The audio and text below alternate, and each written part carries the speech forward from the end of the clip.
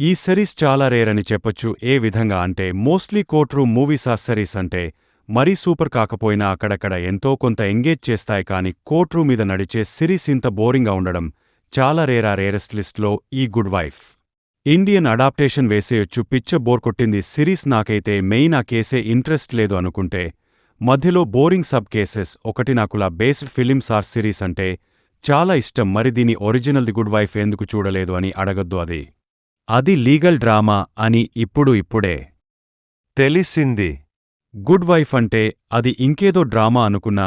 Anyway point ఏంటంటే court రూమల్ lawyer ఉండేవి చాలా ఛాలెంజింగ్గా తెలివిగా ఉంటాయి. అందుకే ఒకంత ఇంట్రెస్ట్. బెటర్ కాల్ సాల్ సూట్స్ నా ఫేవరెట్ సిరీస్. బేసిక్ గా ఈ గుడ్ వైఫ్లో ప్రాబ్లం ఎక్కడ అంటే క్యారెక్టర్ కనెక్షన్ మిస్ అయింది. సినిమాపరంగా కేసులో ఇన్వాల్వ్ అయితే చాలు, బట్ సిరీస్ తీసుకున్నప్పుడు క్యారెక్టర్కి రూట్ చేయనీకపోతే